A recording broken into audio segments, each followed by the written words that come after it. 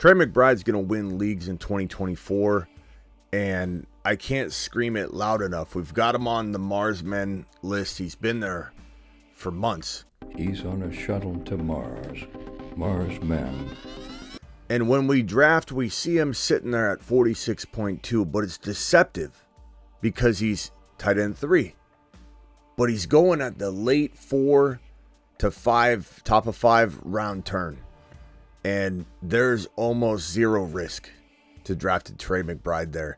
He could only win you championships from that territory. And on that note, we've got a new Trey McBride video drop, and it happens live on this show right now. Once upon a time, Trey McBride saw two quarterbacks cross streams. There are 2 5s? They're gonna cross streams.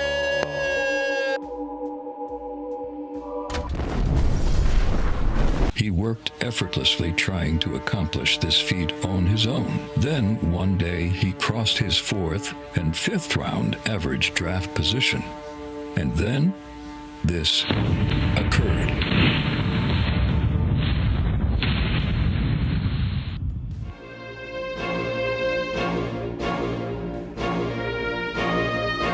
Get McBride.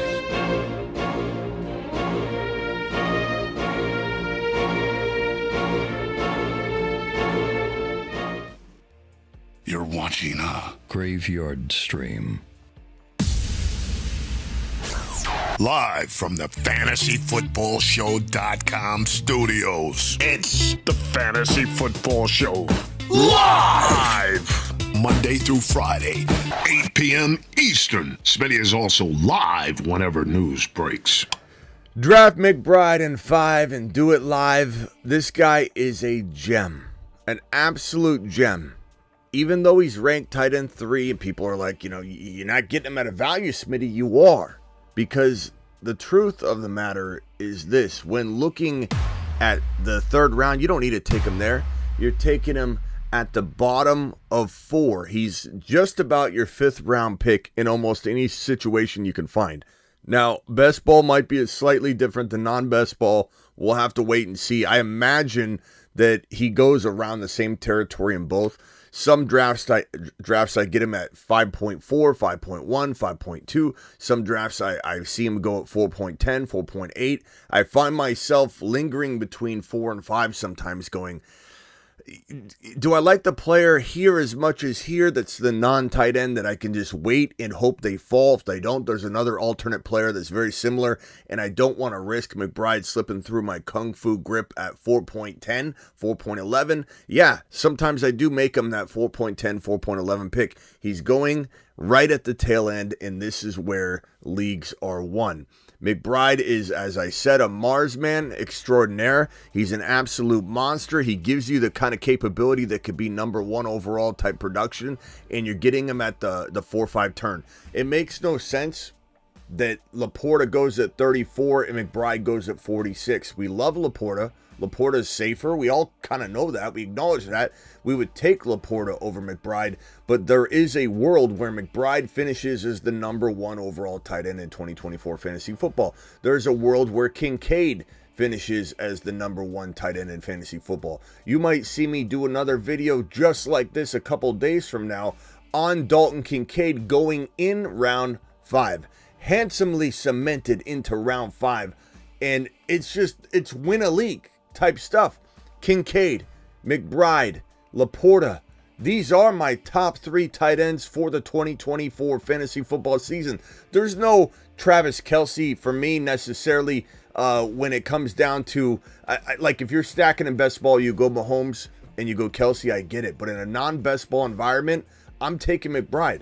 I'm taking the upside. I'm taking the guy that I know is going to be there at the end of the year, and his stats will only get better. He wasn't used fully all season long. There was no other wide receiver to stretch defenses and keep defenses honest. When the Niners played the Cardinals near the tail end of the season, even my boy Raj said this McBride is a problem when he went to the game here in Arizona. And I can bet you my bottom dollar that the focal point of the Niner defense against the Cardinals in that game, especially in the second half, was let's shut down McBride. You shut down McBride and they can't score a touchdown. They can't march down the field. They can't facilitate this offense and matriculate the football down the field without McBride. Now they have MHJ there to keep defenses honest, and McBride is going to have a field day. McBride is going to be better because of MHJ. MHJ doesn't hold him back. Kyler can throw enough. This offense will open up. Kyler will get better at throwing the football every single year. He's still a very young guy. Ziggy, how old is Kyler Murray? Kyler Murray is 26 years old. 26 years old. Kyler Murray's 20. Sometimes we forget he's 26 years old. His birthday's August 7th. He'll turn 27. But for quarterbacks, that's not a long time. He's got well over a decade of football in him. Well over a decade of football in him. And this kid's going to get better every single year. And the fact that he's got MHJ, that's going to mold and sculpt his skill set. Kyler Murray might be a moon man before the end of the season, before the end of the offseason. I just really think the Cardinals, despite me being in Arizona, you might think I'm letting my fandom kick into gear here. I'm not, because I never talk about the Cardinals like this. I only talk about the Cardinals when they deserve it. When Kurt Warner was here, I saw the light. I knew they were going to do well. I knew they were going to produce points. But since then, it hasn't been something other than the one small piece of a season, weeks 1 through 8, where Kingsbury, who's now in Washington, commanding JD5's offense, but Kingsbury had the Cardinals marching on all cylinders for about 8 straight weeks. They were the best team of football through 8 weeks of football. They were the last undefeated team. I think they were 9-0, I believe, 8-0, 9-0, 10-0. It might have even been 10-0. I think it was 9-0. We'll call it 9-0.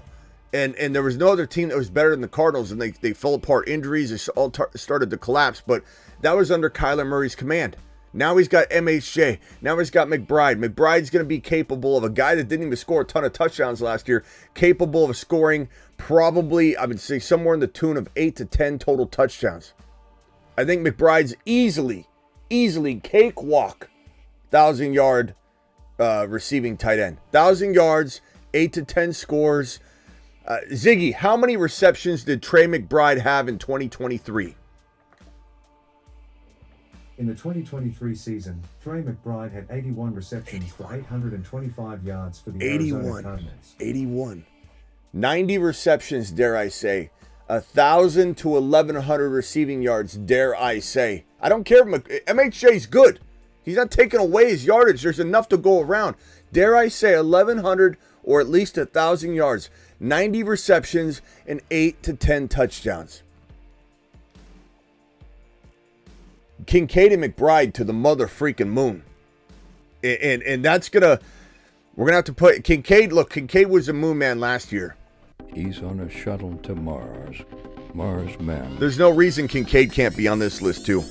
The moon man. I think we put him on the Mars He's man. on a shuttle to Mars. Mars man.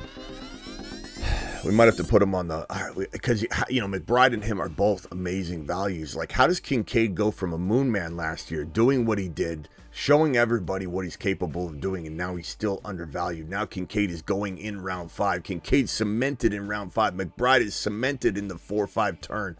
This is a marvelous thing. We're going to draft on Underdog Fantasy, promo code Smitty. And just so you guys know, I'm not going to do this like everybody else. I don't mean this in a negative way. I love drafting, but my night streams are going to be focal point on content.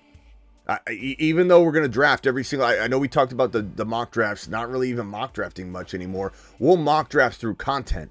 I'll come in here and I'll tell you how I believe you can dominate your league doing mock tent work on the board, doing mock work on the marker board, doing a bunch of marker board work is how we're going to prepare. And drafting on Underdog Fantasy. We're not going to not do that, but I want to bring to the table content, not come on here like everybody else, this mundane, boring, slow-ass show where people are just drafting. I love drafting too, but it's not enjoyable content to consume over and over and over. For the people drafting, sure, but for people watching, dare I say, if you're watching right now, you're getting a little tired of watching the same kind of stuff over and over. I'm making it a focal point moving forward. If we're going to draft during the graveyard streams, which is when we typically draft, we're live Monday through Friday at 8 p.m. Eastern. That is a news show. It always will be. We're never drafting really on this show ever unless there's a special circumstance. Live whenever news breaks on top of this show, and live most midnights to draft. But this is going to change. We're drafting. I'm not going to not draft, but it's going to be about content first and foremost. I'm tired of just drafting, and it not being applicable for you. So we will have content. We'll do stuff like this McBride stuff, and then we'll get into a draft and potentially not even let it sit up there. I might just switch the draft over to this screen right here so I can talk to you. So we can have a conversation about content while the draft is partaking. That's what this show is going to be from now on. Okay? So spread the word. And let's get into an underdog draft and then get into some phone calls and conversations. I mean, we always do that anyway, but I want you to know that when you watch a graveyard stream, when you watch a draft stream, I'm going to pin this link right now, you're not just watching a mock draft. You're not just watching a 12 people draft over and over and over again. We're having conversation. I'll put up on screen when I'm on the clock, but it is not about the draft as much as it is about the content and applicable content to go into the best ball draft. There's the link. I'm going to tell you guys, I'm going to give you a few seconds to sign up on the underdog link there. I just sent it to you. We're going to go into we're going to do a lot of weekly winners later because I want to max those puppies out. Pardon my usage of words, puppies, actual draft. We're going to max the weeklies out eventually, but I want to go to the puppy 2 if it's still there. Go to the puppy 2. Go ahead and click the green button and enter the puppy 2 now. I'm going to wait about 5 to 7 seconds because of the YouTube delay so that we're all in the same draft together. So click that green button, make sure you're in, and that way when I click it here, we're all clicking it pretty much at the exact same time. I can't promise we'll all get in together. This is 2 more spots, 1 more spot. So if you guys consume some of those spots before I jumped in, then we're in the same draft. And if not, you're drafting in a draft alongside of us, okay? So let's discuss strategy around Trey McBride. Let's see if Trey McBride is somebody we can smash in this draft and get him on this squad.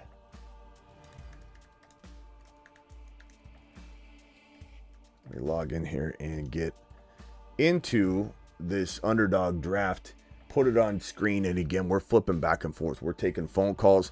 In fact, the phone lines are open right now. Dial into the show. Phone number is on the screen. Do it live. Call into the show. Call into the show. We're not just drafting anymore. We're not doing that. We're not doing that. It doesn't mean we won't draft almost every midnight, but we're not just drafting. This is not the way. This is not the way I want to run. This is not the way I want to run my content at night. I just don't. I don't want to have a mundane show. I take pride every time I hit that end button and log off a stream. And I got to tell you, the most entertaining content is sometimes during the draft, right? But when the draft ends and then we start talking about stuff, and I just, what's up, Rock Out? Appreciate you, Rock Out says, get that super chat. Smitty, I'm officially a Saturn man. Atta boy, Rock Out. Look at Rock Out Saturn emoji in the live stream. Okay, I'm on the clock here. This is a puppy. I'll go McCaffrey here. It's a puppy 2. I'll go McCaffrey here. I'm going to switch back to this bad boy. I'll put this down at the bottom of the screen. And we'll go back and forth to this draft and everything, but we're doing this different from now on.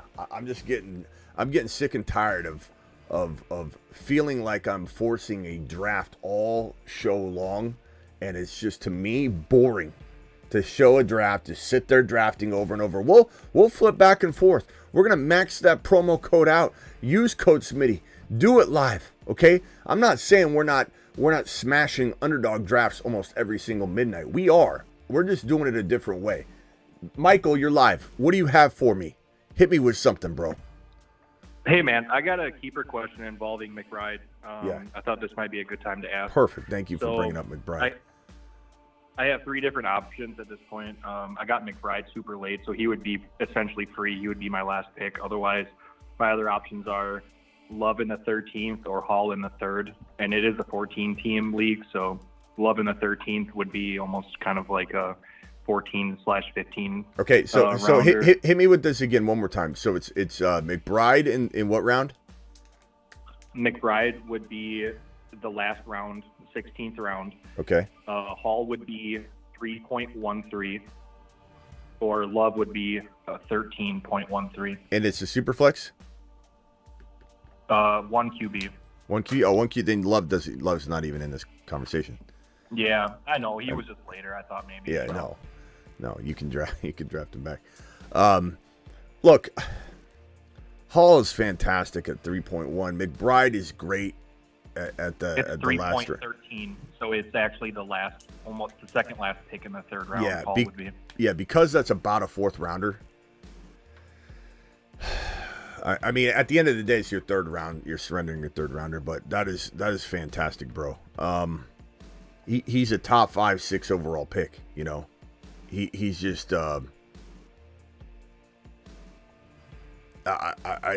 don't. The value's great for McBride, but I think you're just gonna have a better shot at building a better team. I mean, we could work it out and pencil it in and say like, okay, as much as we like McBride, can you get like Goddard and Luke Musgrave? Can you get a potential tight end like Kincaid in round 6 in this draft format or whatever? It's not premium, you said? No, that's not premium. Yeah, It's just I would take Hall, bro. Hall in the third round's enough value. I know it feels like, oh, we want to take the guy that has the better value and advantage. And even being a McBride stream, you know, I want to say McBride on the McBride stream, but I think you got to go Hall, bro. At some point, you just got to take the top 5, 6 overall pick that's going in round 3. You know, McBride's fun. It's a great pick, obviously, but you can't just take the value when, at the end of the day, what you're doing, the damage you're doing to everybody else by having Hall without even using a first or second round pick, that puts you in the driver's seat. You can replace McBride, as much as I hate to say that on the stream, you can replace McBride easier than you can replace Hall. So go ahead and smash the Hall keeper. But try and trade McBride. Yep. That's such a good value. Yeah, sounds good. I appreciate it. I mean, I'll circle back in late August when this happens. We still have plenty of time yet. Yeah, all right. You can hang tight. Put on mute if you want to stay on the line and think of another question. Travis Rowe, you're live. Hey, so in one dynasty league, I have McBride, I have Musgrave, and I have Ferguson. And then my running backs are Bijan, Etienne, and James Cook. So if I was looking to upgrade, like, you know, to a better, like a third, like really good running back to go with Bijan and Etienne, would you be willing to trade a McBride with another like really good piece to get into I don't know, I guess what running back like would you draw the line at? I know it's hard to tell if you don't know the other piece I'm trading. Yeah, I mean, the thing is, no one's giving up Breece Hall, Jahmyr Gibbs, like those guys. Right. So like, so is it? That's what I'm asking. Yeah, is it worth Etienne it to like take that. I mean, Etienne, Kyron. I have Etienne, so you what? Oh yeah, Kyron. Say Kyron then, yeah. Yeah, Barkley. Barkley's got a little time left, but like you know, it depends what you get back. Let me see real quickly. Let me draft here. So Adams is here. We talked about him last night. It's okay value in the third here. I'm gonna go. God, I haven't taken a lot of Mike Evans. He's so old, but I don't even like that pick. Like I almost had to just throw up in my mouth and swallow it and then draft. Like I just, it's not that I don't think Evans can do it one more time. It's just I hate banking on a player's final year. I was hesitant to do that. I know it's tough. I don't know. And the difference between Evans and Adams is not that big of a difference. But Evans is going, I mean, that's where he's going. He was like the second ranked wide receiver. It's not like I took him out of turn or anything. That was hard though. That was one where I did not love that pick. I think if we were drafting if I was drafting outside of our circle, I would have had at least Debo. I would have had somebody there DK Metcalf went. I mean, I didn't even have the chance to get DK. That was crazy. But I'm fine with this strategy. But it's definitely not my favorite pick there. It's definitely not my favorite pick. But anyways, to answer the question, bro, I'm going after Kyron probably most of all. McBride is a value, but ETN, sure, I think that's okay. ETN worth that? Okay. He is, but you're talking about like Jacobs and something, ETN and something. Those are probably where I draw the line, because those guys are where you're drafting McBride anyway. So like that makes sense. Right. Kyron would be ideal. You've got HN already. Barkley's interesting. I just don't know if that's even a fair trade, though. In a dynasty, this is a redraft best ball in front of everybody's face right here. So Barkley's going in the second round, but in a dynasty, it's totally different. So what about like if you're trading, say like if I move James Cook and McBride, would you take Kyron back for that? Or am I giving too much? If you could get Corum, I would do that. But if you can't get Corum, it makes it tough. I'm not saying I don't want to do it. I'm just saying I'm trying to figure out a way to. Yeah. And I hope people don't like this Josh Allen pick. You can say whatever you want about it, but he's the number one scorer in all of fantasy football. Doesn't matter if there's other quarterbacks that are solid scorers. This is the number one scoring quarterback in fantasy football. This is the number one overall scorer in fantasy football. Like to go to just force a wide receiver that I don't want, I'm not doing that. This is an approach I would take gladly over forcing a player I don't want. Let me come back to that. Blake, you're live real quick, and then I'll go over to Harvest, and then I'll go back to Travis. Hit me with the Blake. What do you got? What's up, Smitty? What's up? I just joined up in the stream right now, so I haven't been able to watch your take on Trey McBride.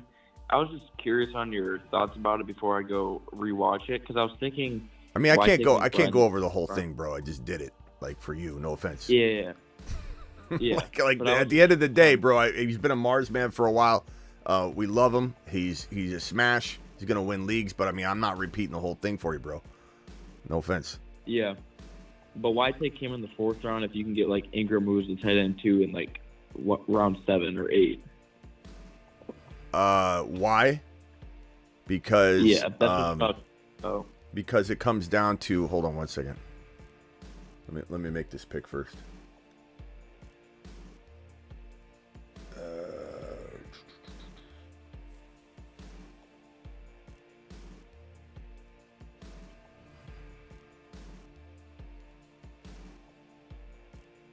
This is a tough spot to be in. I like Pacheco around end of round 4 or 5. I don't like him in 3. I don't like him in the very beginning of 4. I don't mind him here. This protects you into missed games. It protects you into a lot. I think Christian McCaffrey, Pacheco, Josh Allen, Mike Evans is a pretty damn good start so far. I like this a lot. Weed's going heavy wide receiver. I wouldn't be surprised if they go wide receiver right here as well. To answer the question on the Kincaid or on the Trey McBride, why go Trey McBride? Why go Josh Allen?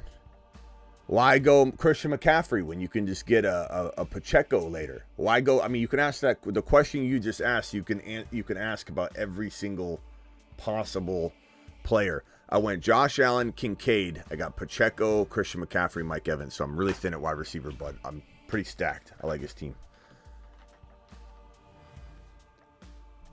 So to answer the question is like, why would I? What does that have to do with anything? What does Ingram have to do with anything? If McBride's going to be the number one tight end, at what point do you continue to bargain shop?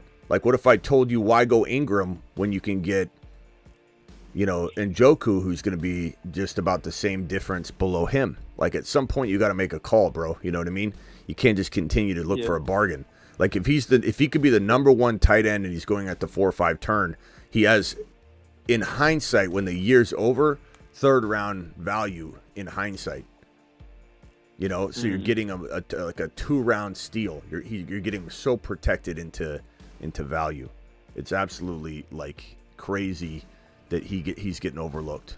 Massively getting overlooked. Massively. Smitty, last year, Josh Allen, he doesn't have Diggs. He didn't have Diggs for half a season, Joel. Like, Josh Allen's best games where he accumulated the most touchdowns, scored 50 total on the entire season, like through the playoffs and everything. The majority of the goodness that happened in Josh Allen's second half of his season had nothing to do with Stephon Diggs. Stephon Diggs was dormant. He wasn't even around. All that damage that Josh Allen did was without Diggs. He's replaced Diggs with Keon Coleman, who's probably going to bring him a little bit more value than Diggs was giving him, sum total on the entire year. Sure, Diggs was hot to trot in the beginning of the year, but he was absolutely worthless. He was actually a hindrance from mid-season on. He actually held Josh Allen back, and Josh Allen still scored massive amounts of points to the tune of climbing his team back in from a nail in the coffin, no playoff shot at all. And without Diggs, with Diggs trying to hold them down and drown the ship, Josh Allen exploded. Yeah, Josh Allen, Diggs has nothing to do with Josh Allen. His last 8 games, he had 37 receptions, 349 yards, and 1 touchdown. Yeah, it's not even, like, not to mention Kincaid's better. You know, he's better than he was last year. Coleman is easily replacing what Diggs was bringing to the table. Easily, if not way more than what Diggs was bringing to the table. So it's going to be, it's crazy to me. People are bringing up, no offense, Joel, but it's crazy to me. People are bringing up Diggs as a reason why Josh Allen won't do well. Diggs wasn't around. Diggs was, it was literally like Josh Allen had one hand tied behind his back because Diggs was even on the field. Diggs held Josh Allen back. He didn't help him at all, except for in the beginning of the year, and he did all that damage. Like, it's so funny how people are so uncomfortable because they see it by other content creators over and over that early quarterback is bad. You can't win with early quarterback. Bullshit. Last year, the data wasn't good. The data wasn't good for early quarterback. It was the year prior. So, every time you look at it, there's a change and a fluctuation. So people didn't go into, they're not going into this season wanting early quarterback because last year quarterbacks got injured. So everybody's straying from it now. The year prior, it was actually a successful strategy according to the data that's prisoning everybody. It's got them imprisoned. I think a really good point, too, is like you said, same idea with taking McBride instead of an Ingram or Allen early. It's who you get with that pick later, too. So Josh Allen and who, or McBride and who, versus who are you going to pick up if you take someone and then Ingram? Yeah, it's wild. Which is better. It's wild, bro. A lot of times getting that elite player is better. It's so wild to me. Let me see if I can. Just hold on a second. I'm going to be on the clock here in a second.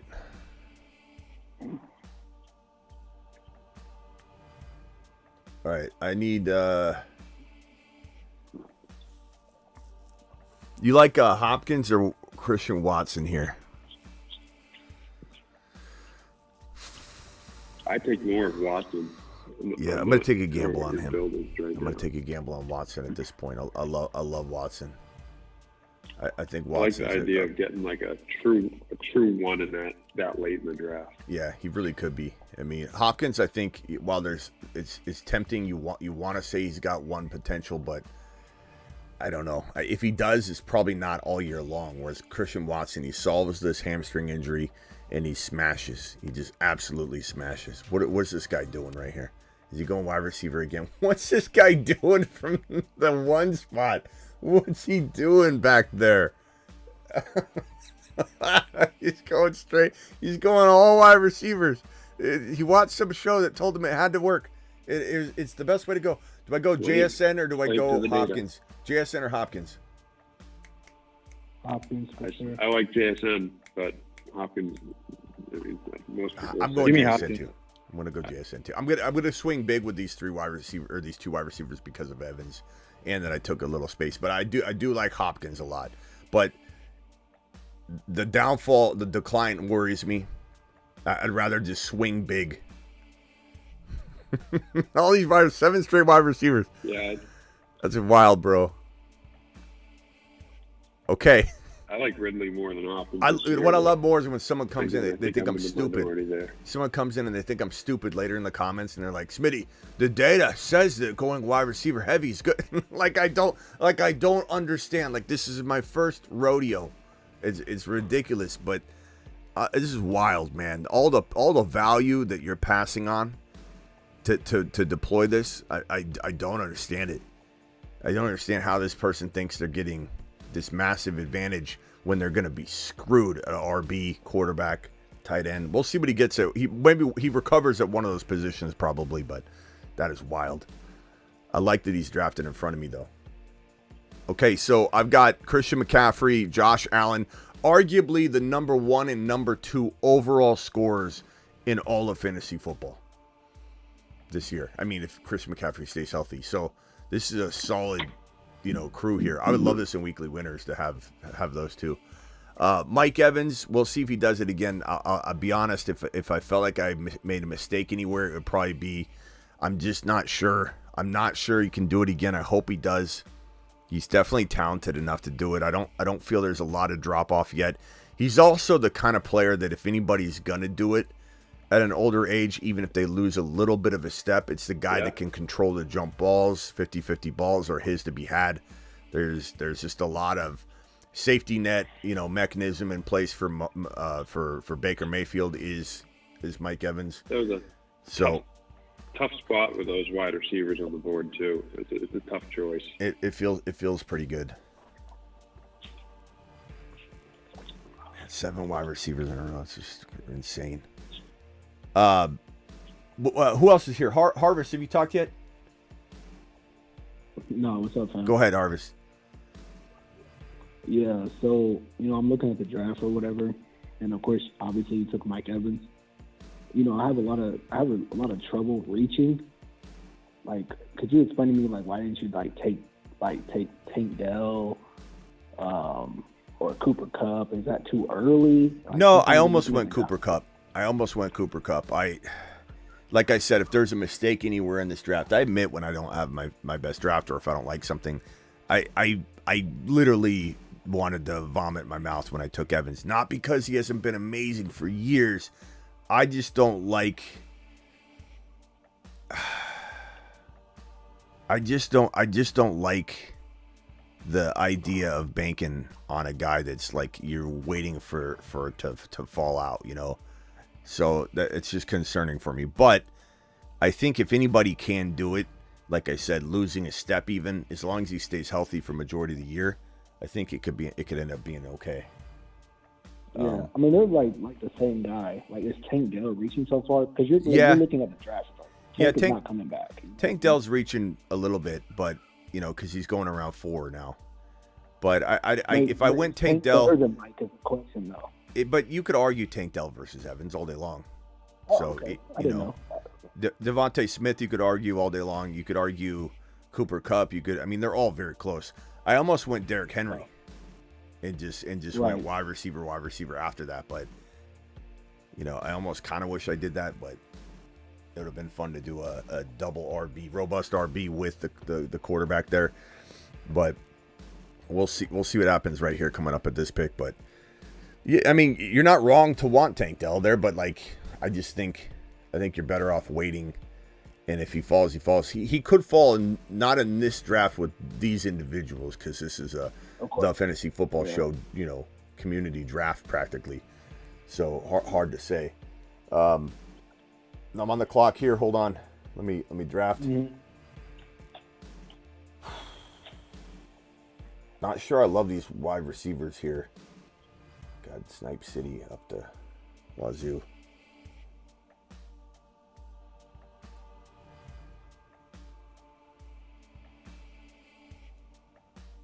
Oh, I'm going to time out. Ah!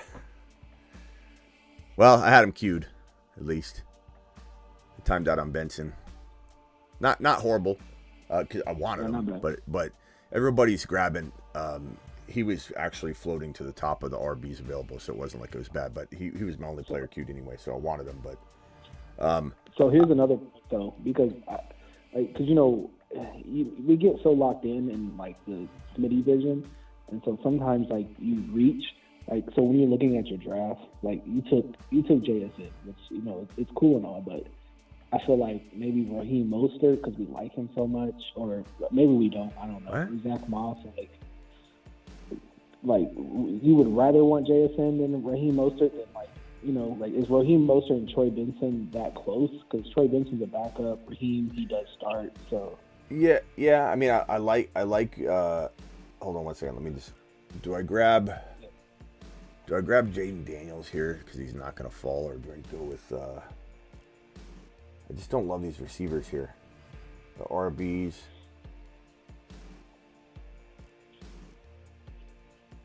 I'm going to go with 85 here because I'm not. I don't mind waiting on the other guys. I'm not going to take these guys that are right at this top 5 or 6, top 10. Even everybody in the top 10. I don't want any of them except for Jordan Love, but I don't want any of those guys.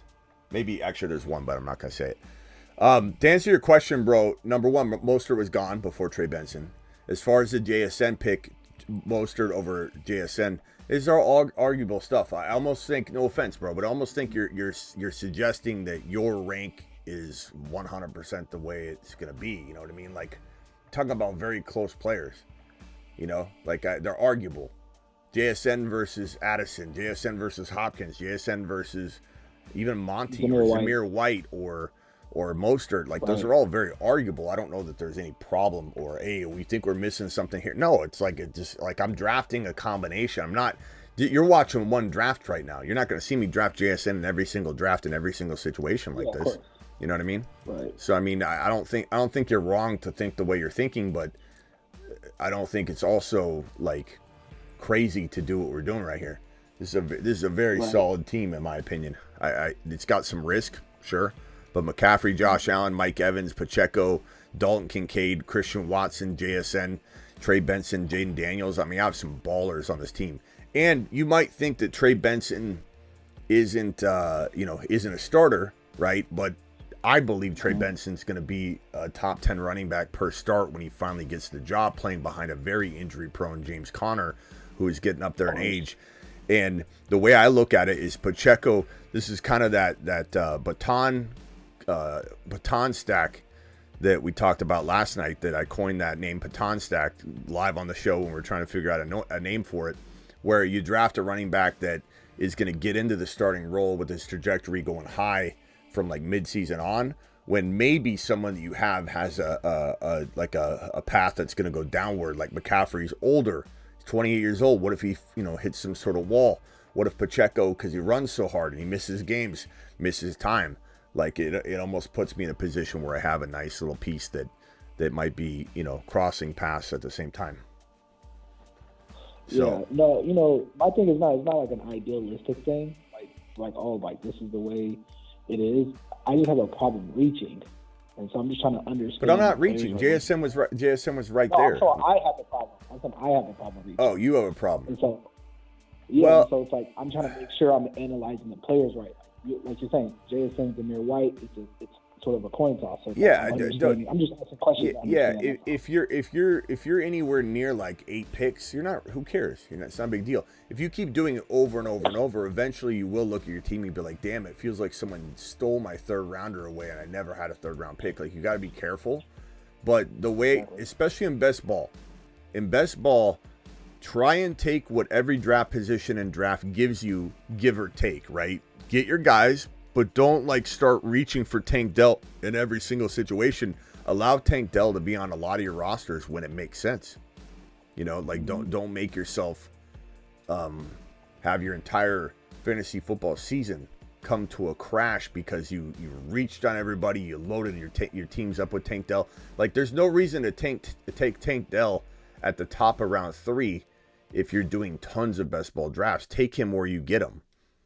That's one thing you got to look at in best ball. It's a great tool to work on your patience and not reach. I mean, we got reaches all over the place. Whoa, what's Ricky Pearsall's ADP? It can't be 108 yet. So like that was a huge reach. It's 130 or something like that.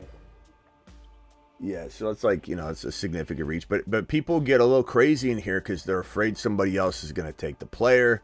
So they do a whole bunch Which is of... legit, though. What? The being afraid someone's going to take the player is legit. Like, It's legit. Pearsall realistically might not come back to him. So I mean, he almost certainly would have come back in a almost. Yeah, but that's what I'm saying. Don't worry about that in this draft with this group of people. Don't let that make you have a bad draft. You know what I mean? Right. Like, don't let it make you go crazy. And just make sure you take the smart players at the right time. I'm gonna go Eckler here. I got Trey Benson and Eckler. I kind of like that. I probably will go wide receiver here, I think. I kind of want to go with... he's not going to make it back to me, so I'm gonna pitch it to you guys in a second. Do I go with Jerome Ford and to close out my running back room? I don't think I should because I'd rather have a secure receiver, I think, at this point.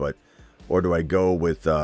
on the board is Gabe Davis. On the board is Jahan Dotson. I kind of like that one the most right here. I don't know if I want to say any other names. I think I'm going to go Dotson. I'm going to go Dotson. I see you drafting with a Dotson late sometimes. Yeah, so I like Dotson. Yeah. It makes sense. All right, hold on a second. Harvest, what do you got? Or is that Harvest? No, that is me. But Okay. no, I don't got nothing else, man. All right, later, bro. Sticking out with me. Thank you. Yeah. Don't worry about reaching a little bit, but just don't reach every time. Like, let yourself learn how to draft other players, bro. Like, you're doing enough best ball. Are you doing like over 100 best ball drafts? If the answer, I'm not that far yet, but no, will you though? Like at the end of the off season, will you have done like 100? I'll probably do like 50. Okay, so like even the $3, $5. If you're gonna do a significant amount, try drafting teams you would not normally draft by using that whole process of like, I'm gonna get Dell next draft, so don't force it, But get your guys to a degree. All right, later, bro. Thank you. It is a tough like line to draw. Like, get your guys. I always tell people get your guys, but manipulating ADP is also very important, and diversity is very important in your drafts. So if you're drafting one best ball draft and you had one buddy league draft and you just two drafts like the olden days when you had just one or two drafts, remember that? Then it's like I probably would tell him to reach for Tank Dell if he really thought Tank Dell was going to have that year. But I mean, damn, you do so many of them. Why not just take what's given to you to a degree? Like, you're taking advantage of everything. That's a luxury, yeah. Rock out. You're live, good. pal. It's go good ahead. to try different things too. Yeah. No, I was just saying it's good to try different things. Get out of your comfort zone a little because you might find something that you like doing, that you wouldn't normally. Yeah, like going early quarterback. Like, everyone's gonna. I know in the comments later we're gonna have people going, "You took an early quarterback. Wish I was drafting with you." Okay, we'll see. We'll see, bro. I'm gonna have a ton of Josh Allen, Jalen Hurts, and Patrick Mahomes teams. We'll see. We'll see if any of those teams look like they're balling during the season. You keep running away from early quarterback all you want. Keep doing it. Keep doing it, buddy.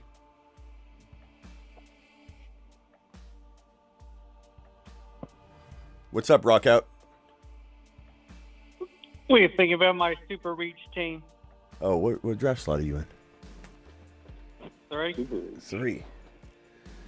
Rock out from the 3 spot. He's got Tyreek Hill, Debo Samuel, Derrick Henry, Pickens, Jaden Reed, Najee. I like it. Dak Prescott, Ramondre, Brock Bowers. It's a good team. Really good squad. We've got Ray G in the 8 spot. He's got Breece Hall, Devon Achane, Laporta, McLaurin, Ridley, Worthy, Joe Burrow, Zach Moss, Tajay Spears. It's good. I've seen Ray G draft better though, but you never know. That could win. I mean, McLaurin's top 10. and he has that like DJ Moore type season because of Jaden Daniels, effect. I could see that being, something that produces a crazy outcome for him. I want to see Eric or Rice in the 9 spots, one of ours. Gibbs, Drake London, Travis Kelce, Patrick Mahomes, love that. Yeah, that's a great 4 right there. It's a fantastic start.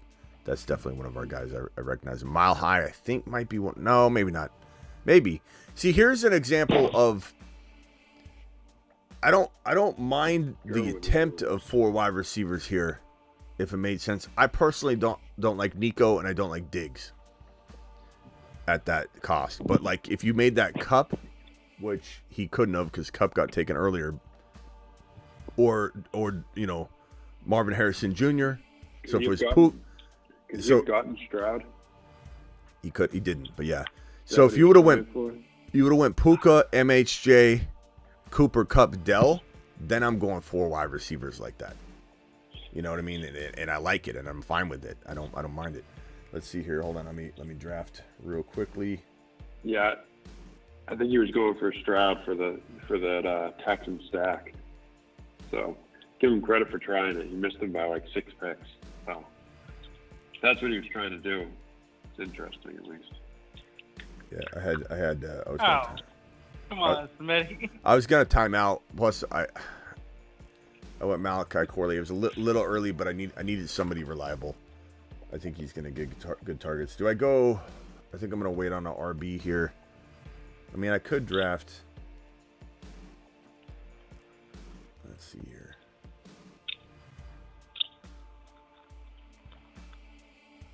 Wide receiver.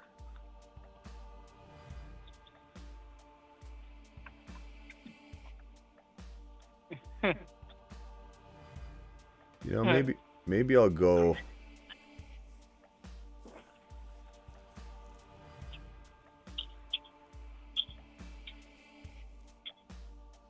Maybe I'll go Troy Franklin here.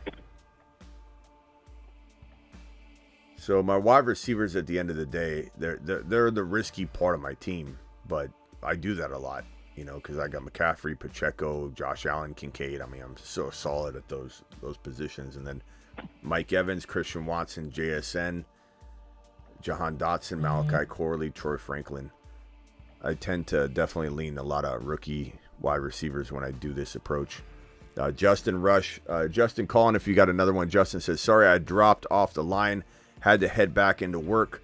What do you think of Evan Ingram and Ferguson? Would love to hear the caller's input on them too. Good question. I think that if you're gonna go late tight end shopping, that there's no problem drafting those guys. Those are, Ferguson especially could be quite a nice little scorer this year. I don't know that I trust Dallas, I think, to get the ball consistently to anybody as much as Dak will to Lamb and Ferguson. So I think Ferguson with probably a weaker running stable this year with probably less pass catching capabilities in that running back room this year, even though Zeke did do pretty well receiving last year and bad on the ground. I still think Ferguson's going to be an 8 to 10 touchdown potential guy. So I like him a lot. Evan Ingram, look, how can you not like what he did last year? But at the same time, it's not like he was like the most efficient player in the world. He just got massive volume. He just got fed. I think he like 20 less touches this year. It's like you look at his targets, it was like double digits straight down the last, like, I don't know, I forget if it was like 8 games or it was crazy, 12, 11, 12. I don't think you can count on that year over year. Not to mention he does still, in my opinion, hold a little of that injury risk that he kind of always had, and he didn't, miss time really last year. So like he maybe shook it free for some people, but I just think there's so many mouths to feed. BT's coming in to take a lot of targets. Gabe Davis is going to take a lot of targets. I feel like the wide receiver room has been beefed up more than it's lost. I think it is better. And I think it's going to require more targets to be spread around. And I just don't know that you can count on the replication of last year. So I like him to a degree. I do. But if you're drafting him expecting, him to be a top 5-6 tight end. I think that it's while it's possible, it definitely isn't something that I'm going to expect. But his cost really isn't in that territory of expecting that, right? So I mean, I don't mind his value. He's going. Where'd he go in this draft? Evan Ingram went. Where'd he go? Oh yeah, in the 7th round. So that's fine.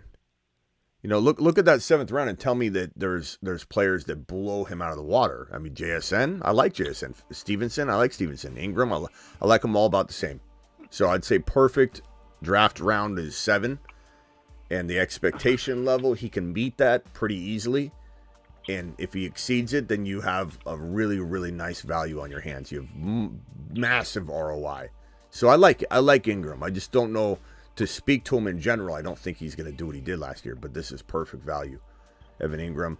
Ferguson's right below him. Same thing I said about Ferguson. There's no way Ferguson can't earn that 93 overall value if he plays even like 90% of the year, 80% of the year. He's going to explode from that ADP value. I think you nailed it when you said he could like flirt with double-digit touchdowns this year. Like Fergie? Zach really likes him. And yeah. I like Ferguson more than Ingram this year. Yeah.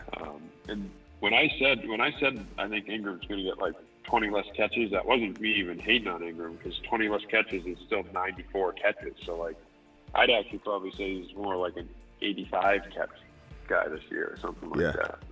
So that's like 30 less catches, but even still, 85 catches out of your tight end, you're not complaining. So I went Braylon Allen to get a touchdown getter in this particular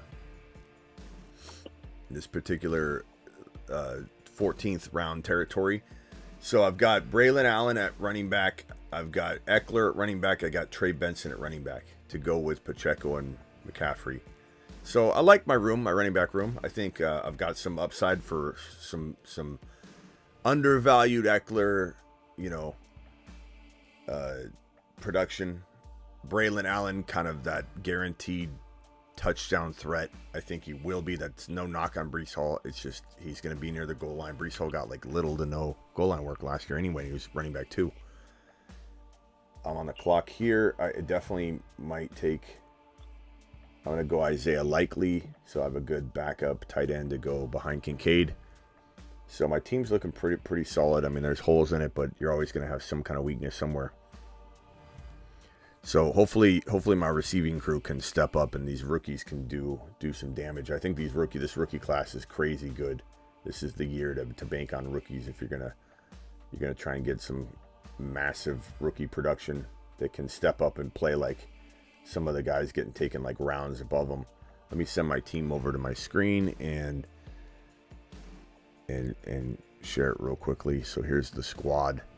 So again, Josh Allen, Jaden Daniels. I have some massive quarterback scoring potential here. I think no one outscores me at QB. I've got McCaffrey, Pacheco, Benson, Eckler, Braylon, Mike Evans, Watson, JSN, Dotson, Malachi Corley, Troy Franklin, Kincaid, and Likely. Pretty solid. Not my best team, but I like it.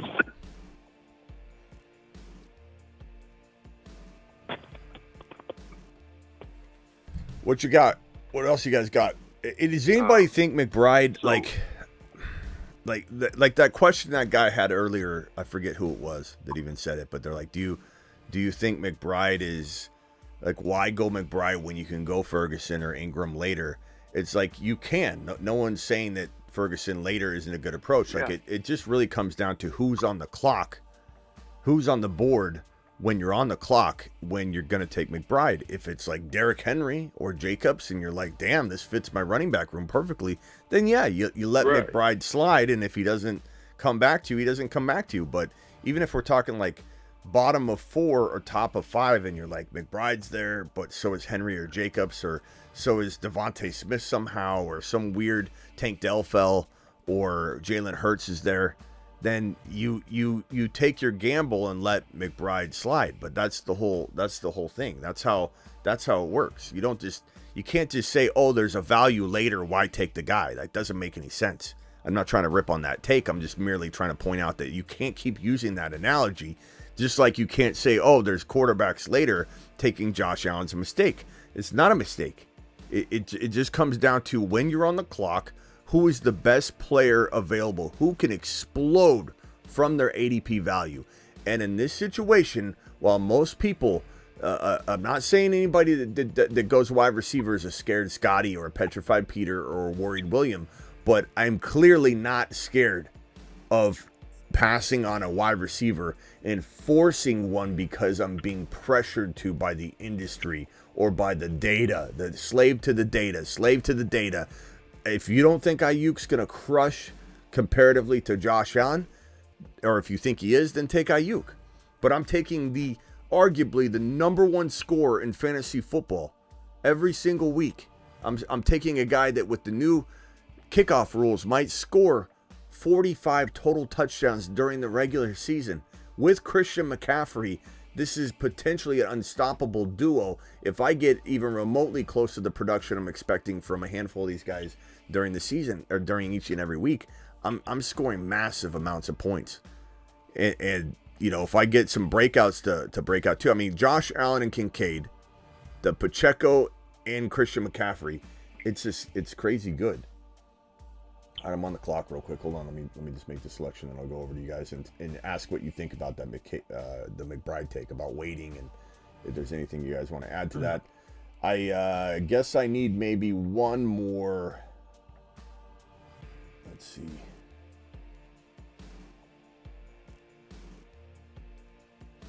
I guess I'll go Bo Nix because I got Franklin.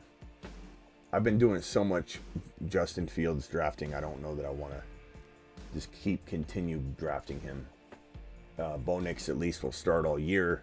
He should have some decent games. I think he's a good quarterback. I really like him. I'm hoping he can fend off what's going on there in terms. Hold on one second. Do I take Knox here? I got Likely. I got Kincaid. It's kind of a protective measure. Maybe I go Dawson Knox. Does Likely and Kincaid have different bye weeks? Yeah, they're different bye weeks. For sure of that. So I think I'll go. I think I'll go Knox. I think I'll do a little like it's like a spotter. He's like Kincaid's spotter. Like crap. Come on, you can get one more rep in. I'm gonna go ahead and do it. So Bo Nix, not bad. Not bad. I always go 3 quarterbacks. I always go 3 tight ends. I never mess around with going 2 and 2 or 3 and 2. I always go 3 and 3. It's not for everybody, but it's definitely something that I like to do. Okay, go ahead and speak to the McBride thing, because I get that question a lot. I'm not ripping on anybody that's saying it. I want you to know that. If somebody goes, hey, why not go this guy? It's an honest question, but the answer, again, I believe, is that it doesn't matter if there's value later. Is this the best player available? BPA. I talk BPA for a reason. I'm the only person that talks BPA out the wazoo. I'm always telling you BPA. Every single year I come in here and I say best player available. I don't care if it's best ball. I don't care if it's your grandma league. I don't care if it's any different format that I've never heard of. You always take best player available when push comes to shove.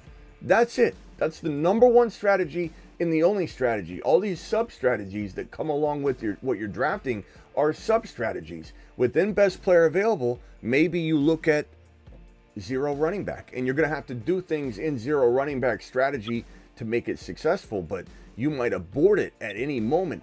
BPA is the only way to go. Best player available. Josh Allen might be BPA at 2.12.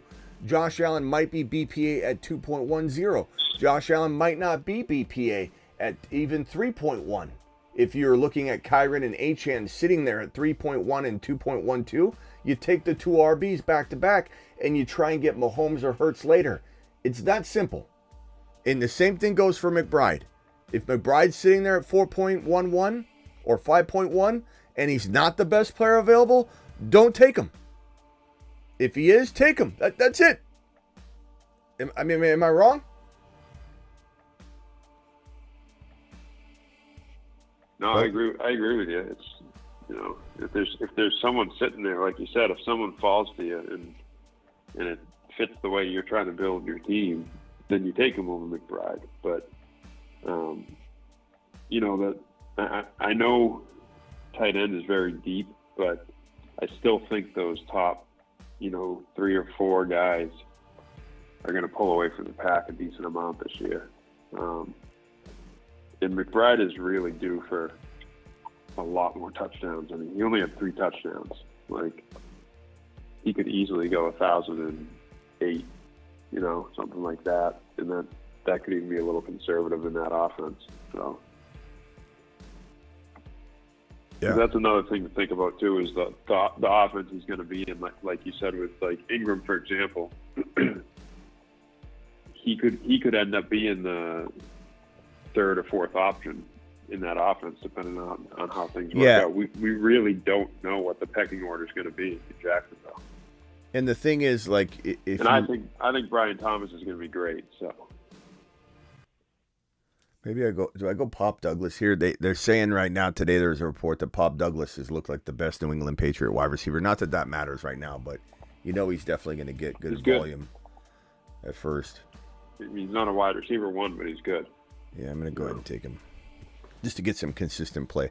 So, yeah, I mean, at the end of the day, look, I know people are going to have their opinions, and that's fine. I'm not ripping on anybody else's opinion. I've even seen a couple, I forget who said it, saying that they'd rather have Ferguson later than McBride. That's fine. That's the same approach I'm telling you.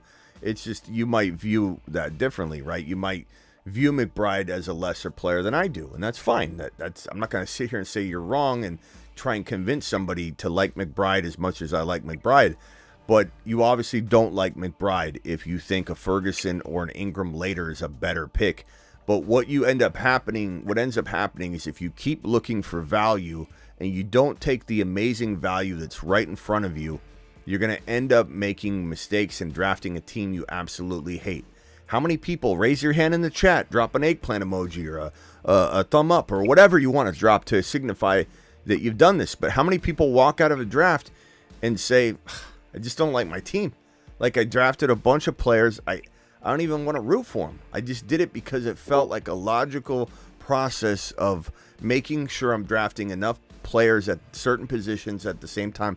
I always tell you, you'll never hear me tell you different. Always draft a player, not a position. And I'm drafting Josh Allen over a position if it happens to be the best value on the board. I'm drafting McBride over a position if it happens to be the best value on the board. There are caveats to it and ways that make a player not the best player available. If I've already drafted McBride, unless I'm trying a bully approach at tight end, which in best ball you can, but let's say this is in my grandma league, and this is a non-best ball grandma league, and let's say I'm drafting with the work league, right? And I draft McBride at 4.11. I'm not going to take at 5.2 Kincaid in a non-best ball where I have no control over, who to start each week. I could screw it up, whereas in best ball it does it for you. That's a dumb move. Kincaid is not the best player available the moment I draft McBride in a non-best ball. That is part of the formula. That is part of the thought process of going through best player available. That's it. I mean, everybody thinking it's the top ranked player on the list or, hey, this is the guy he likes the most. I might not like that player the most after my team gets built a certain way. But best player available is always going to be the most sound approach. Drafting with balance is always the best approach. And you hear me say that over and over. And I had a lot of people DM me today and say a lot of people are creating content around BPA now and balance and stuff like that. Smitty, they're following your track. And it's like, look, I get that everybody wants to do this whole wide receiver thing, but you're not going to see me do that. You're going to see me go best player available. Some drafts that will lead to wide receiver, and some drafts that will even lead to 3 straight wide receivers, but not as often as it will to balance. I draft balance more than anything. I draft running back more than I draft wide receiver. Hear what I'm saying? I draft running back more than I draft 3 straight wide receivers. I'm not saying 2. I would say I still draft running back a little more than I draft wide receiver, but I definitely draft double RB in rounds 1 and 2 than I draft 3 straight rounds 1, 2, and 3 wide receivers. Way more. Like, I want to say 80% to 20. And I don't care. I don't care what the data says. The data, you can roll the data real nice and tight and shove it up the data hole. That's where you can take data. And I love the data. I use data. I use so much Yeah, stats and everything I do. You know what data I'm talking about? The best ball data, the data from last year that's trying to tell you how to win this year. You can take that data, roll it up real nice and tight. Because I already read it. I already read the manifestos and all that crap. I've already read the what do you call it, the Jerry Maguire memo on best ball. Doesn't mean I got to follow it. Doesn't mean I care about what everybody else is trying to shove down your throat, that you have to do this, you have to do that. They're percentages. They're not guarantees. They're percentages off last year that aren't even crazy percentages. It's not like 90% chance of that you're going to have wide receiver advancing. It's like 20% to 14. It's like 18 to 13. You're talking about the difference of also what type of drafter are you? People are out of their minds with this stuff. Let me go to John real quick. John, you're live. Yeah, I wanted to get your thoughts on cuffing people. Or is it worth it? And then what are your thoughts on Ty Chandler?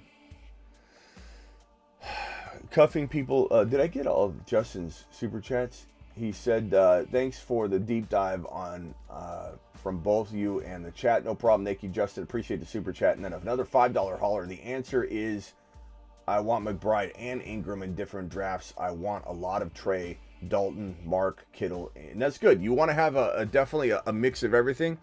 I think Luke Musgrave and Goddard is a fantastic pairing as well. I think that in the data, if you want to be a slave to the data does show that a lot of late tight end drafting could be beneficial based on last year's data to say that, you're grabbing 2 or 3 of these guys that are well outside the top 8 to 10, because every single year practically one of the top 5 tight ends was outside of everybody's top 10 tight end rankings before the season started.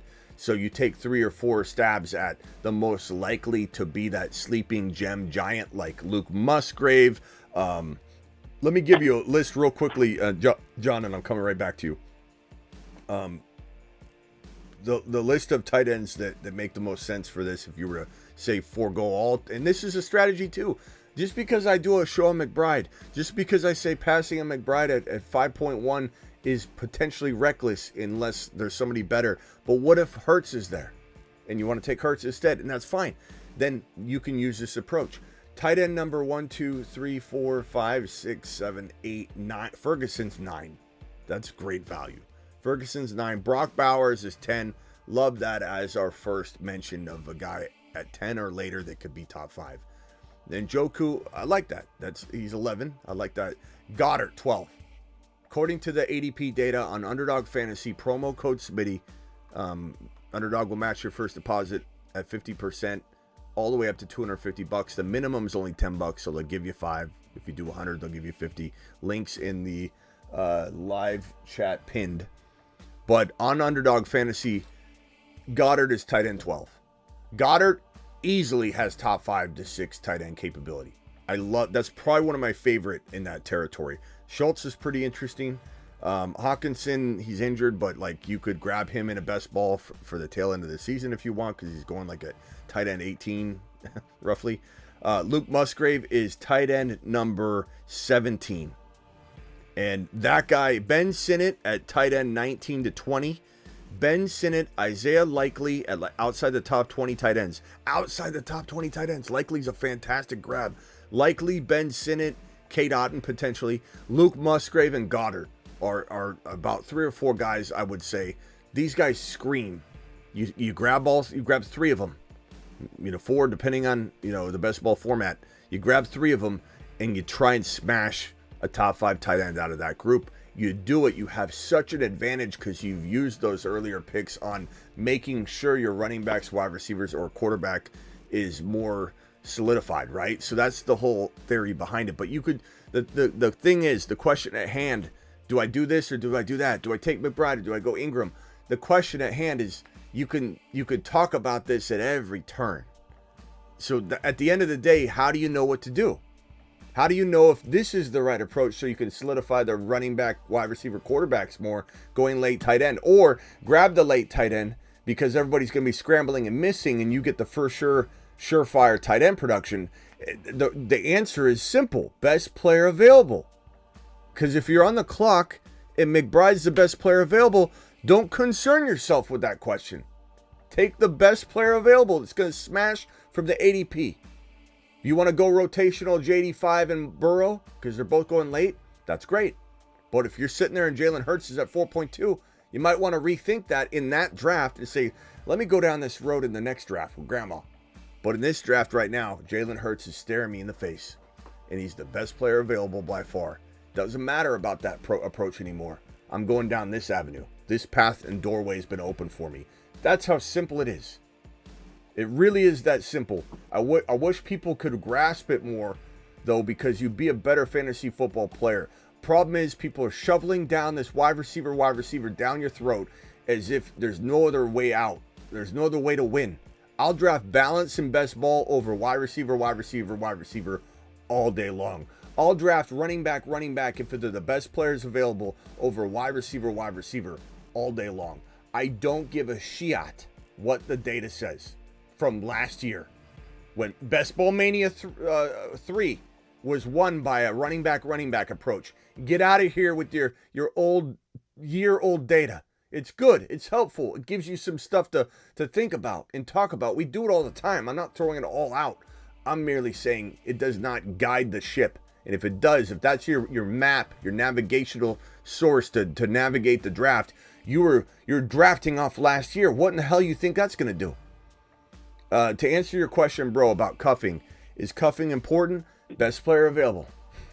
I don't mean to be wishy-washy with you, John, but your question is not something I can answer in a blanket way. Is cuffing good? Yeah, cuffing's great.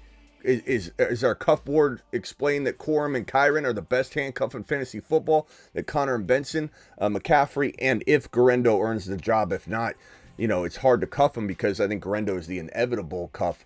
So long-term, preemptive, you grab him, put him on your taxi squad in Dynasty, you'll eventually have the cuff. But if you need the cuff in week 1 or 2, he's not going to be the cuff. That's complicated. Braylon Allen and these cuffs are super vital, bro. But if you have Rashad White, do you need Bucky? If you've got Spears, do you even want Pollard? If you've got Vidal, do you even want the other Charger running backs? I don't. So cuffing is completely case by case. There's no way to answer this question. It's important and it's not. It just depends on the situation. It depends on the roster spots. If you could only roster 5 running backs total, you can never have a 6th running back because of your roster requirements. That changes the question. And then your player you said you wanted me to talk about was who? Ty Chandler. Like the Ty Chandlers, Trevor Hubbard, Devontae Foreman, like the guys that could possibly, get a lot of points. I like Ty Chandler the most out of the guys you just mentioned. Chuba Hubbard got volume, but he was horrible. He was horrible last year. He just got so much volume. And Jonathan Brooks is there, so that's out. The guys you named, I want Ty Chandler the most, but let me give you some other players I like better. Jerome Ford's going to go a little bit higher. Kendra Miller is going to go a little bit higher. Marshawn Lloyd's intriguing. Jalen Wright, I like even more than those guys. Vidal, I like more than those guys. Now Chuba Hubbard's about 3 or 4 running back spots below or above Vidal's 3 or 4 running back spots above Hubbard. So below Hubbard, Braylon Allen. Give me Braylon Allen. He probably scores, he's going to have a good shot at touchdowns. It gets really dry at that point, bro. I'm not going to lie that I don't really like anybody after the Braylon Allen pick. I honestly don't. I don't know that there's anything. I think you get to that point and you're treading water.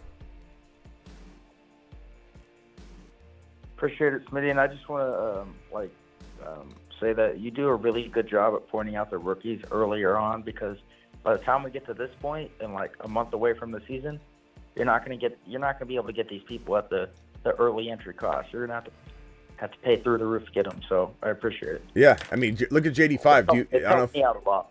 Yeah, no problem. I don't know if you were here when I first started touting JD5 and Penix Jr.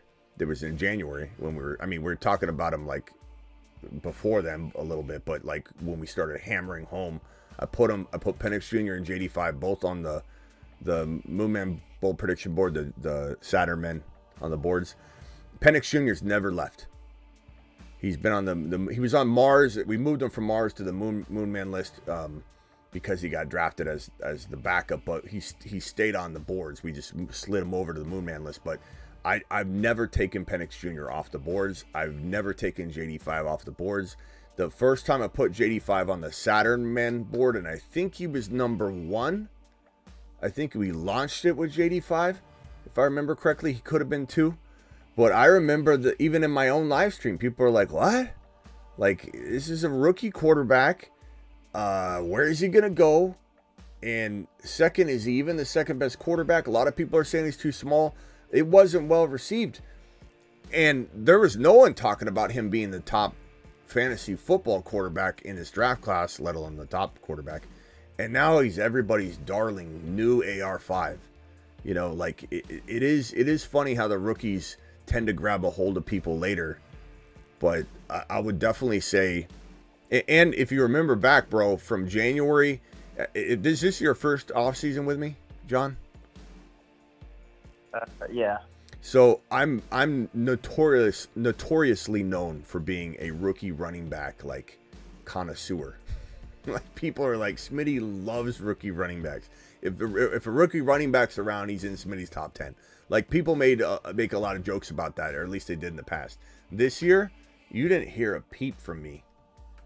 Like if anybody asked me about rookie running backs, I said we gotta get landing spots. These are good running backs. Benson and Brooks are really good running backs. They're not elite. They're not Bijan. They're not Gibbs. They're just not.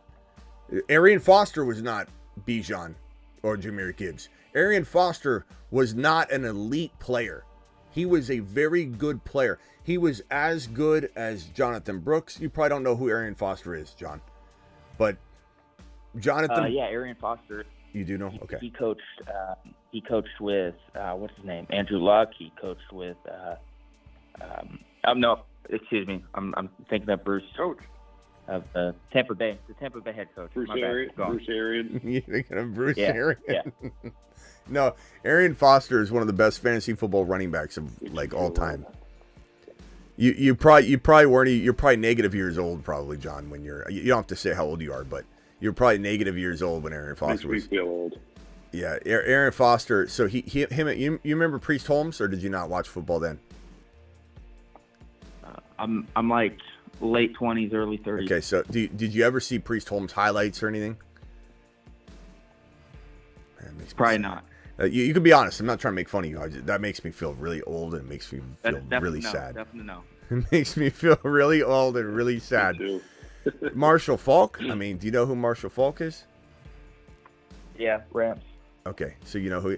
So during like kind of that territory of time frame, kind of Tomlinson, Falk, Arian Foster, Priest Holmes, like it was.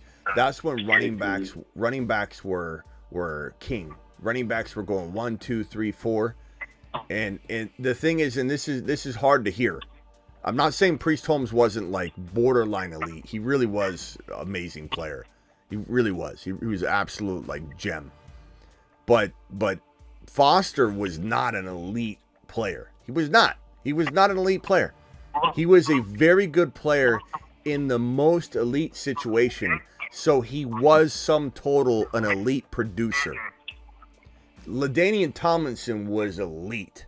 He was as elite as it came in terms of talent. He could go anywhere and be elite. Arian Foster couldn't. He was just in a great spot.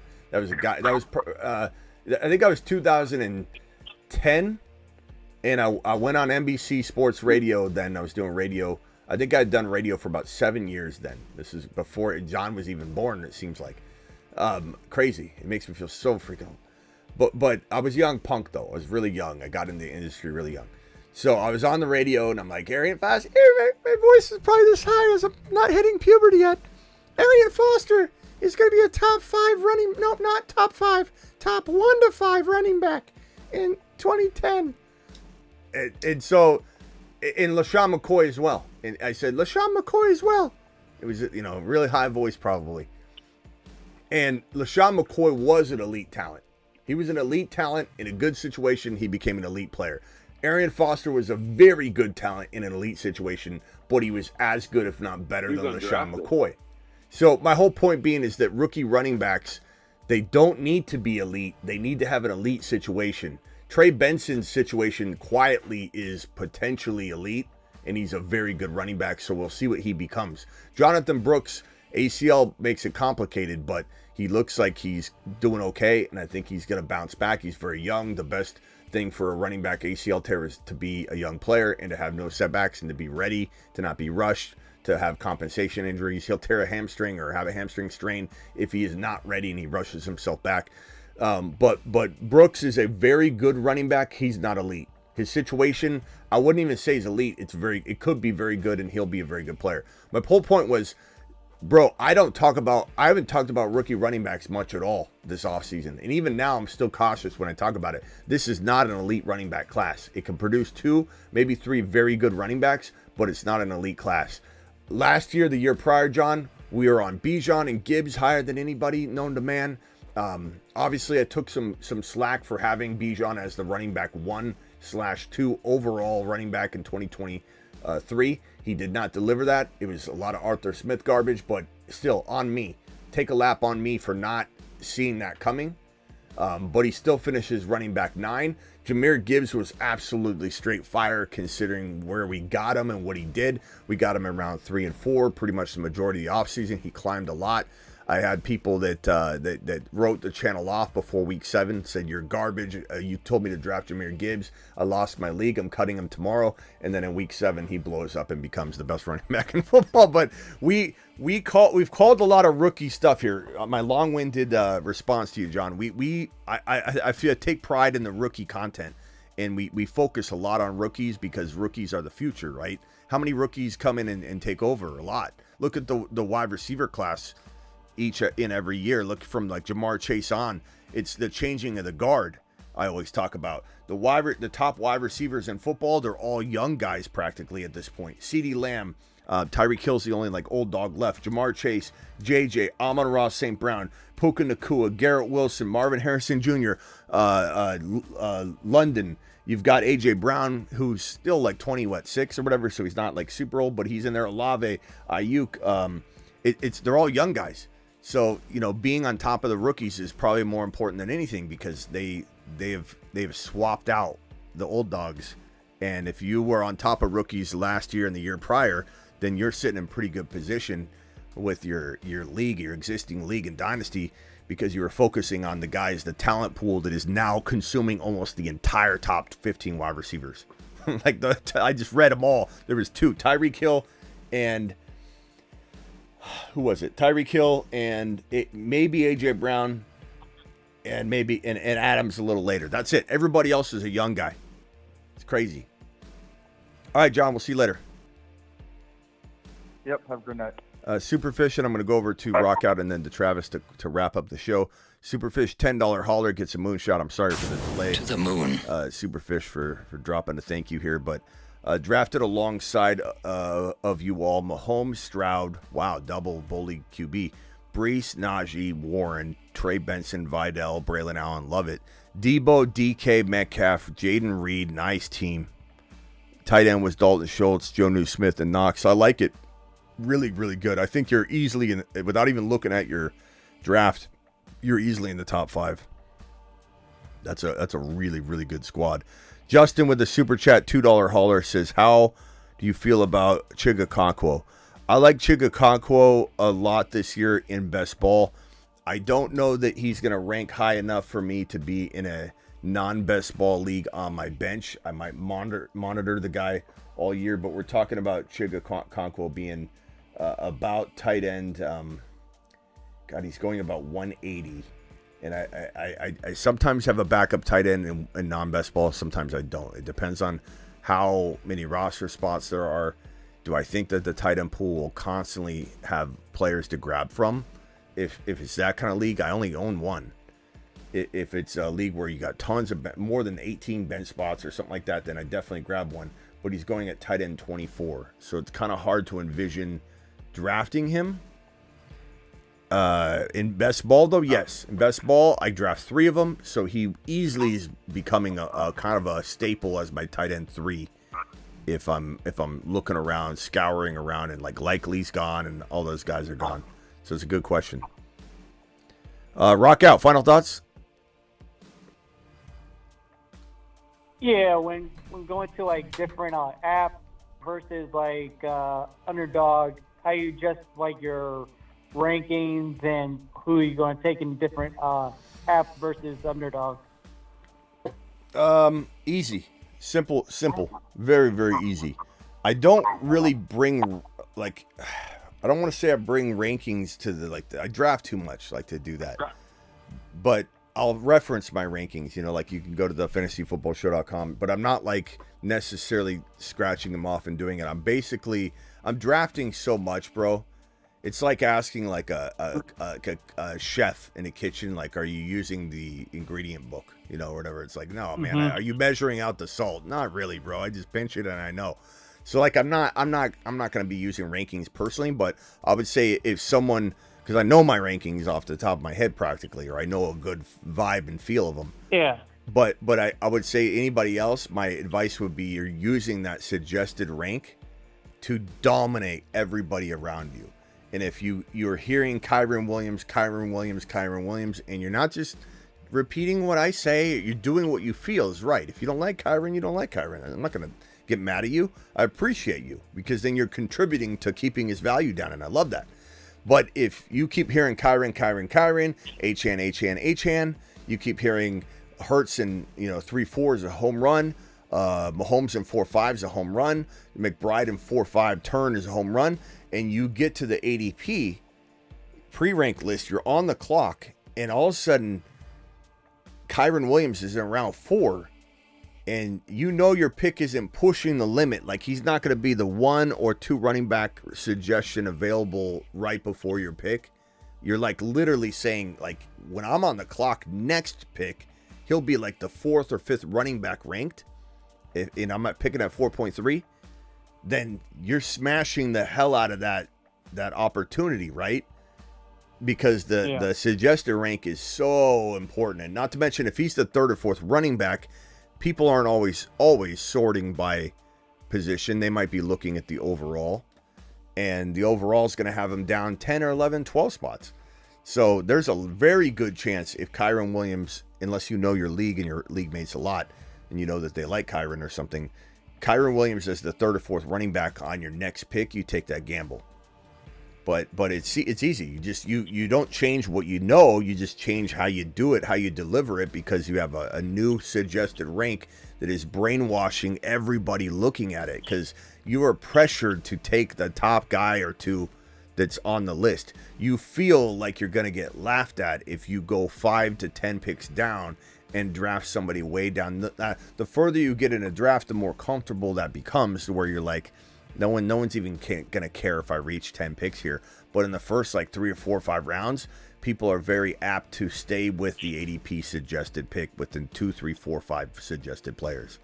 So you easiest question in the world. You manipulate the ESPN pre-rank list. You manipulate the Yahoo. Sometimes it comes at a detriment, though, because we'll be seeing Mahomes and Hurts going in the 4th round on Underdog Fantasy promo code Smitty best ball drafts, but then you go over to ESPN, and because there are a lot of grandma drafters, they're taking Mahomes and Hurts and Josh Allen in round 2, and you're like, damn it. But then you just use that to your advantage. They're not going to be they're going to be out of touch with JD5. They're going to be out of touch with AR5 probably. They're going to be out of touch with Jordan Love. So maybe your ESPN draft, you're smashing the hell out of the 4th round Kyren value, but you're not able to grab the early quarterback. But you know that. You're looking at the suggested rank, and you make a calculated decision that Josh Allen or Mahomes is not the best player in round 2. These wide receivers like Marvin Harrison Jr. and ESPN falling to 17 is a better pick than quarterback early. And then you go ahead and take JD5 and AR5. You take the 2 5s, you stack them, and you smash the hell out of your draft. That's how you do it. You maneuver around the ADP like a ADP wizard. Yeah, appreciate it. All right, rock out. We'll see you tomorrow, bro. All right. Rock out. He's in the building. Travis, final thoughts. Yeah, and Dynasty, who do you prefer between these two, and who do you think has the most trade value, with Nico or Jaden Reed? I mean, Nico has way more trade value. Way more. I mean, he's going in redraft. He's going in the second round. Like, not advisable, but he is. So, like, you got to. That's a dangerous game though to play. Is like, I'm going to take Nico and then trade him. Well, what if you can't get rid of him? And then you really don't like him or something like that. But I mean, I'd probably take the gamble. I have them both on a dynasty team, and I have deep wide receivers. So like, those two and Addison are going to be, a group of three that I'm looking to move. Probably two of them this offseason. Bro, you could probably get Kyron or Achane. I'm not saying you don't have one of them. You could probably get for Nico. People are drafting Nico ahead of both. You could probably get McBride. Yeah. In that league, straight up for Nico, and that might sound like crazy. You might need to get more because McBride's going in round 4 or 5, and Nico's going in 2. In Dynasty, maybe Kincaid and McBride go in round 3. In Dynasty, it just depends on where you're drafting. But do I upgrade my quarterback into a Hurts or a Josh Allen using Nico? Absolutely. Like, if you're deep and you're in one of those leagues where it's like you're kind of playing with the house's money in a sense, then I use Nico to upgrade and beef up at one of your positions. But I absolutely. Okay. Yeah. All right. Awesome. Smitty, please. Thanks, Smitty. Look at this. Ivan, thanks for being here, Ivan. Thanks for trying to fantasy explain me. Smitty, please study the data. You'll be convinced that heavy wide receivers.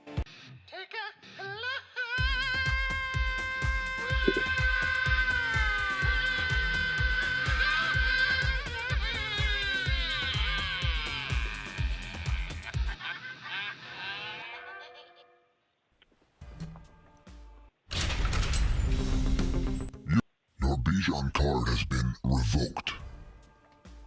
First of all, Ivan, no offense, bro, but like, just even the way you state this is offensive. Like, as if I don't look at data, bro. As if, do you think I just have a YouTube show and channel here and I don't do any research? I just fly by the seat of my pants? I don't understand that there's some information out there that might, like, do you think I'm not preparing for my show?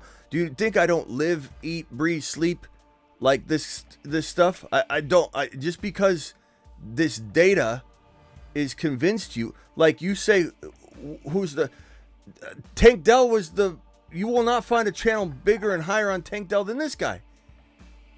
Nobody was higher on Tank Dell than I. So yes, I will go late wide receiver shopping, and we go over these players all the time. You want deep potential Tank Dells, you got Ricky Pearsall, you got Jaden Reed, you got all kinds of players that could be Christian Watson, Jahan Dotson. Those aren't all of them. Those aren't even necessarily my number ones or number twos. But yes, bro, I know that this data exists. Ivan, I know this data exists. You think I don't know this? Smitty, please research the data. I'm convinced if you actually learn.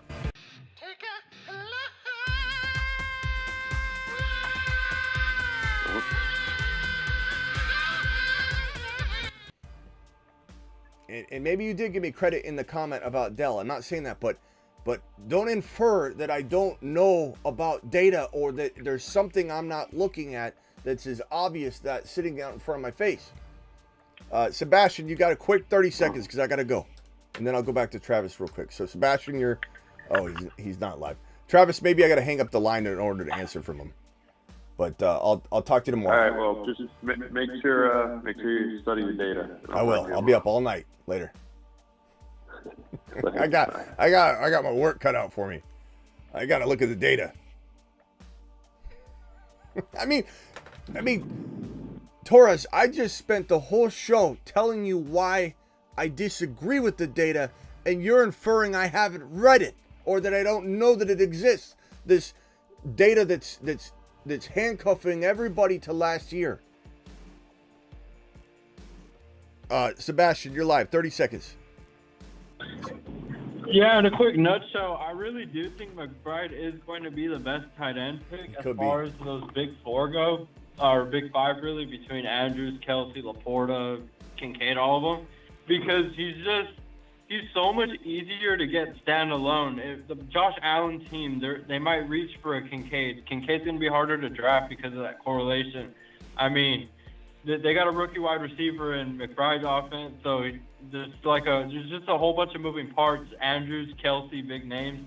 Laporta went number 1 last year, so I really do think out of those guys, he is going to be the best value, and he is going to be the most profitable because he's already shown the talent, the skill, everything that we've needed to see. All right, bro. Appreciate you. I agree with you. I think McBride can be easily tight end 1. I think if McBride is tight end 2 or 3, he's still easily earning your 4th to 5th round turn value. No doubt about it. And sometimes that's the best thing about drafting a player. How easily can they earn their value back? What's their floor? And that comes down to who's the best pick available, who can explode the most from their ADP draft slot. So when someone says, why not wait on Evan Ingram? Again, I'm not suggesting that isn't a good strategy if the player next to McBride when you're on the clock is better than McBride. Jalen Hurts is a better pick than McBride, to me. It may not be to everybody, but to me it is. And so I'm taking Jalen Hurts. If Josh Allen were there, I'd take Josh Allen. If it comes down to like T. Higgins and a McBride or what, I'm taking McBride because McBride can be the number 1 player at his position. He, in a worst case scenario, as long as he doesn't miss more than 2 or 3 games, will earn the value we just paid for him in the 4-5 turn. So his floor is at his worst case scenario. When you can draft a player that can be the number 1 player at their position as a 4th or even better 5th drafted player, that if they shit the bed like crazy, they still earn their value back. How does McBride not scream, I'm one of the best picks in all of fantasy football? How does he not? I don't understand it. And they don't reach for him. They don't reach for him as often as they do Kincaid or Kelsey or Laporta. Yeah. Like, he's much easier to get out of value. All right. Thank you, Sebastian. See you later. All right, have a good night. Ivan took his lap. He said, look, Ivan, there's nothing wrong. Look, let me preface this. There's nothing wrong with going wide receiver. If you listen to the show back, because I don't think you listened to it all. I think you came in here firing with this comment thinking you were going to strike the chat up or, hey, this guy knows the data. Smitty, he's calling Smitty out on the data. If you watch the show back, you'll hear me say that best player available, Ivan, might have me taking wide receiver. Ivan, sometimes I draft wide receiver. Sometimes, Ivan, wide receiver is the best player available 3 straight times in a row in rounds 1, 2, and 3. But best player available is way more valuable. Best ball, non-best ball, doesn't matter. Than the data from last year, even if it's 3 or 4 years averaged. Everything changes from year to year, Ivan. The player pool is deeper in certain positions than it is the previous year. You have injuries that strike a certain position in a crazy way, like Burrow, AR5, Cousins, so many quarterbacks, Aaron Rodgers, which affected Garrett Wilson, which affected Breece Hall. You had late blooming running backs. You had players that went down left and right. Cooper Kupp. You had Justin Jefferson. You had so many injuries and things that happen that sway the data in ways you can't even calculate or fathom. You can't go off of last year. You can help it. It can guide you a little bit. You can have it be an assist for you, a piece of information that helps you decide when things are equal. Maybe this approach would be good. The data, Ivan, is the thing that tells me to go 3 tight ends and 3 quarterbacks. The data is helpful. I know the data. You insinuated I don't know anything about this said data that's got everybody a slave to it.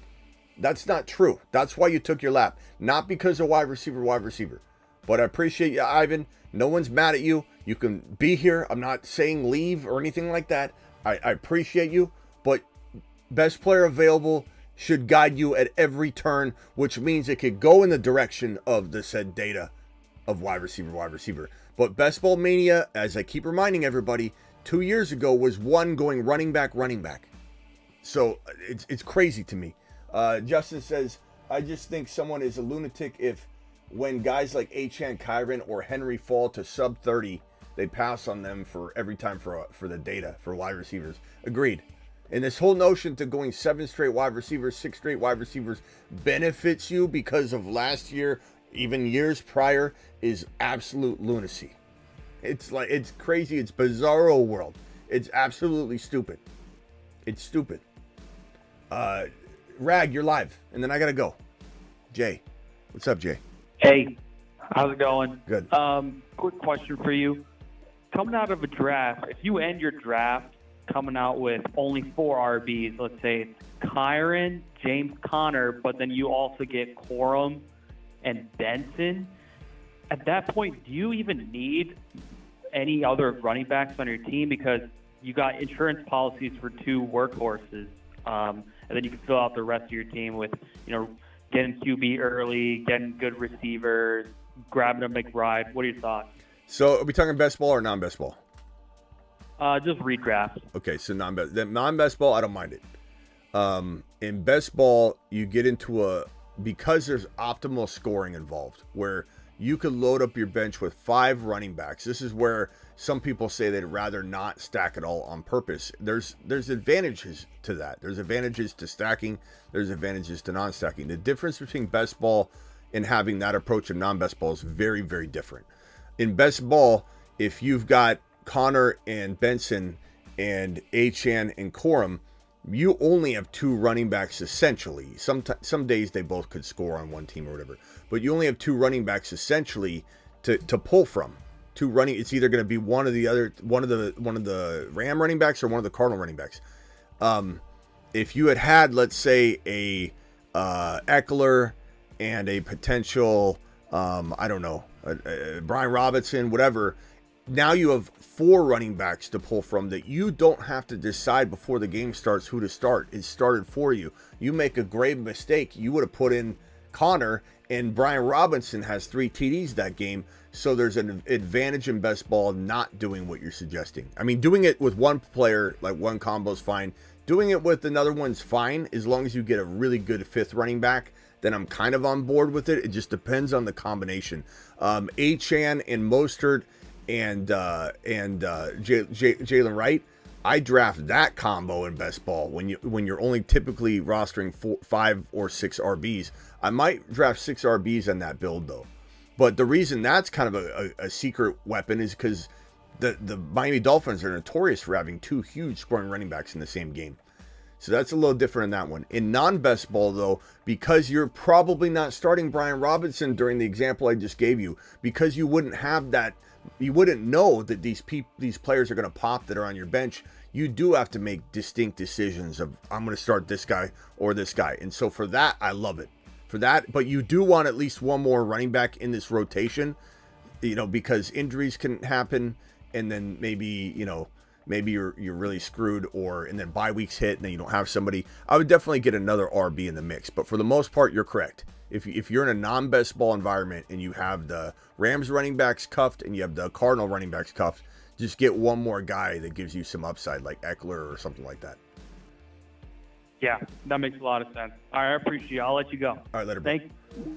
All right, I'm out of here. Appreciate you all. Hit that thumb up button on your way out the door. Justin dropping super chats all night like an absolute straight boss. You said you live in Arizona. How do you feel about 6.5 line for the Cardinals game? I'm hammering the over, but want a second opinion before I go to bed. Okay.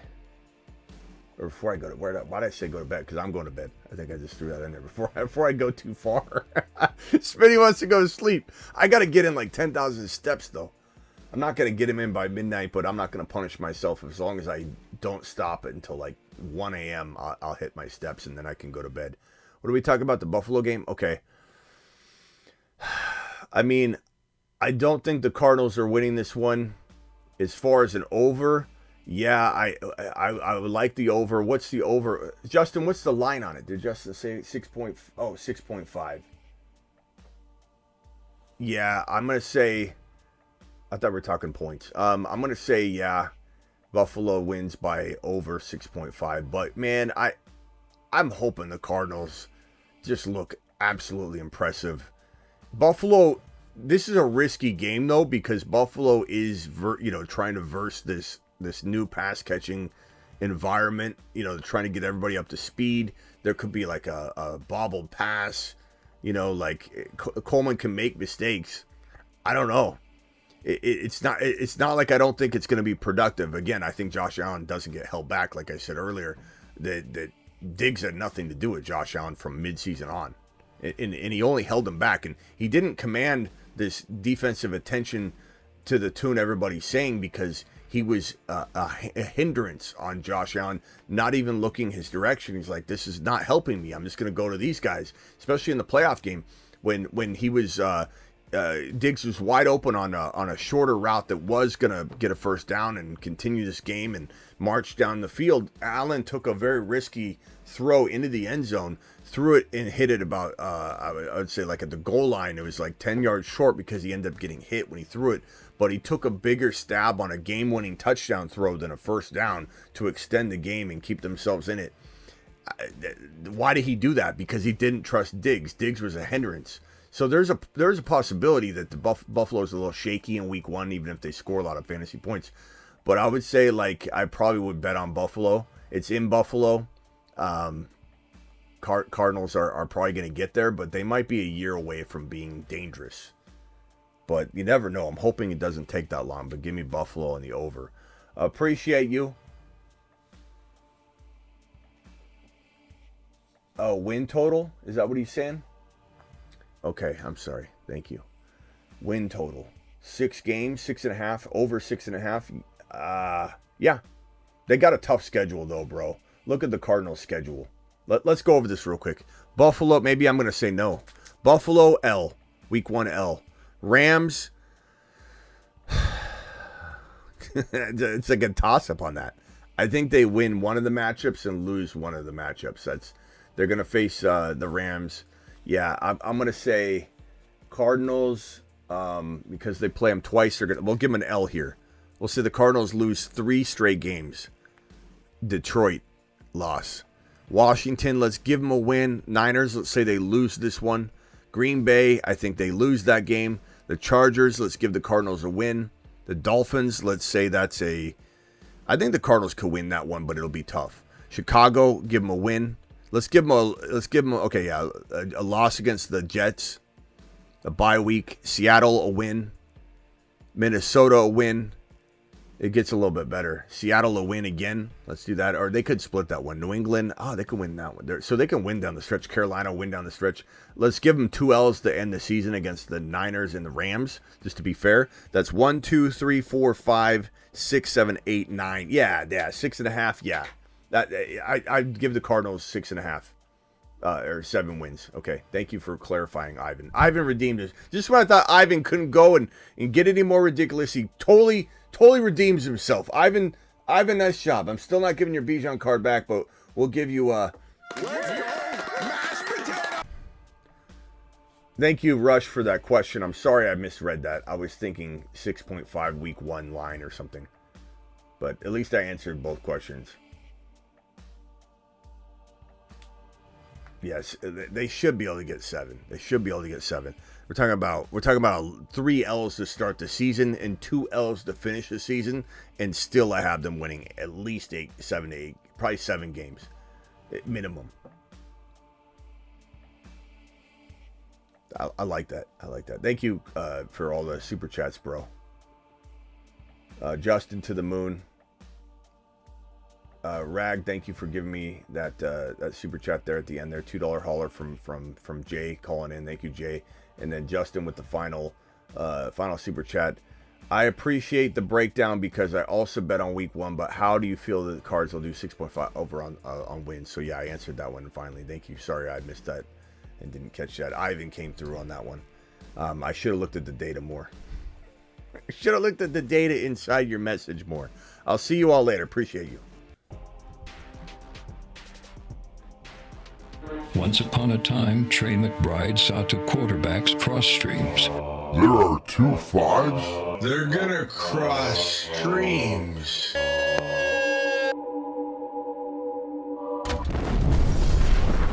He worked effortlessly trying to accomplish this feat on his own. Then, one day, he crossed his 4th and 5th round average draft position. And then, this occurred.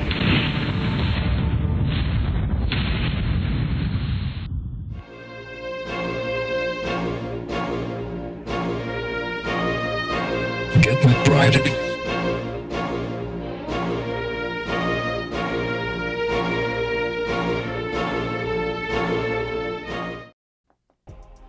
Live Monday through Friday, 8 p.m. Eastern, every single Monday through Friday. Live when big news breaks. And also live most midnights to do content and drafting, not just drafting. Not going to just do boring drafting. You pull up my streaming, you see this grid, and you're like, oh, another draft. Great, fantastic. We're doing content. Drafting is a part of it, but it's an aside. It's something that's going to go along with every graveyard show, but it is not there to dominate the graveyard show. You guys dominate the graveyard show. You guys are the graveyard show. Even Ivan is the graveyard show. Doesn't matter if I disagree with them, blasted him. He's a part of the community. Spilled the milk at Thanksgiving. He sharded the bed. He's got to change his drawers, but he's back here. He didn't run away. He took his lap, and he's back here, and he corrected me again. This time he was right.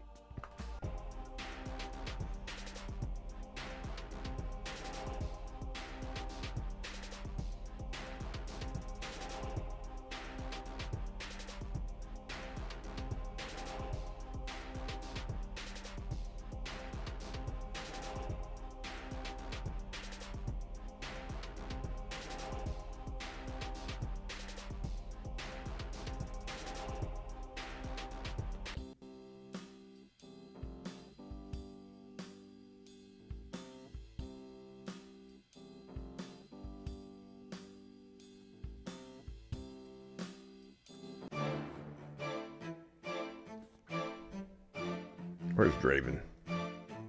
First of all, we're putting Lego Batman on his own sign, because how are we going to find Lego Batman? How are we going to find people if Lego Batman isn't found? So, Lego Batman, if you're out there, you've been missing for quite some time. We don't know where Vampy is. He's a moderator. We don't even know where Vamp is. Lego Batman, we don't know where Lego Batman is. We don't know where Draven is.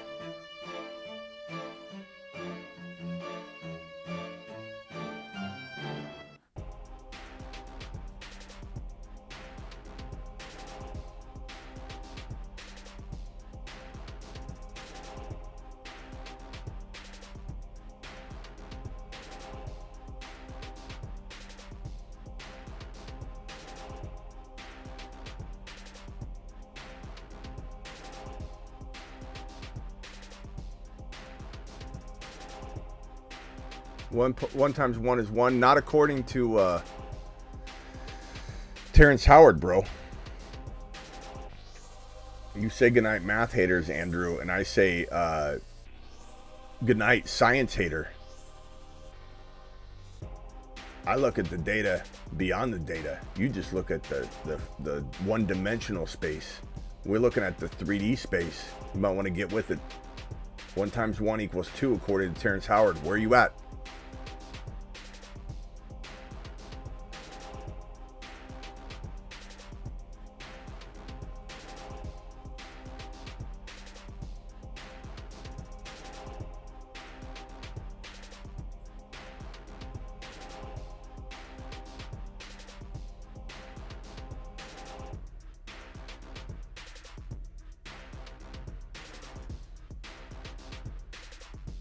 Thanks to all my new members on Patreon. We got a bunch of new ones.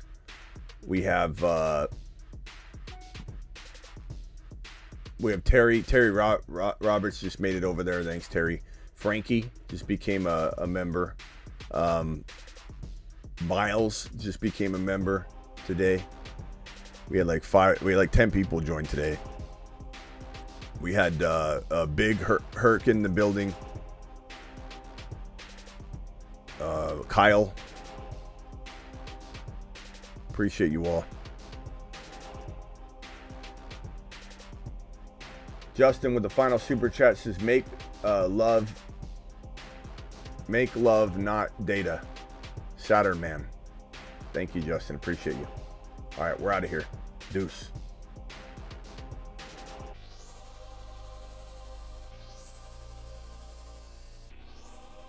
We don't like math or data. We're like the biggest ADP connoisseurs in the industry. Jeez, some people, bro. Some people don't read. Learn to read about it. Read about it. Learn about it. Goodness gracious, man. It's unbelievable.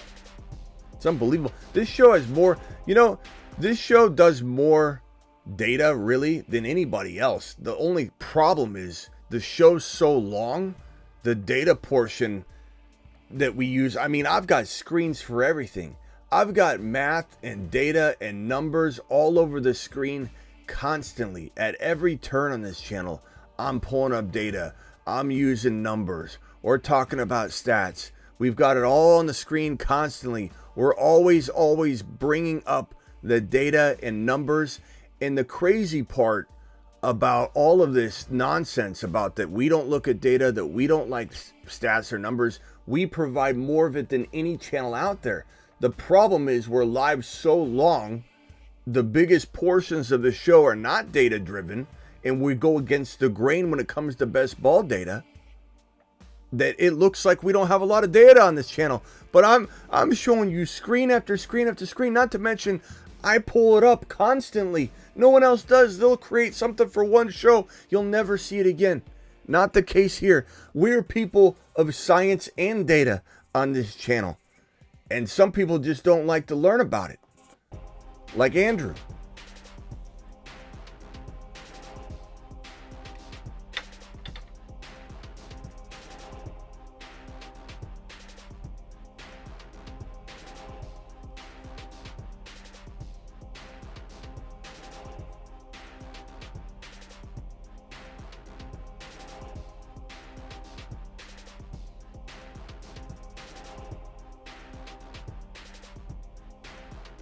Thanks, Isaac. Appreciate you, pal. I'm out of here. Nobody says it can't work. Data. Nobody says it can't work or is bad. All of it can work. I prefer going heavy wide receiver in the top 8-2. Do you, John? Help us out. Keep shoving Achan and Kyron down ADP wise, please. We appreciate your service. All right, now I'm out of here.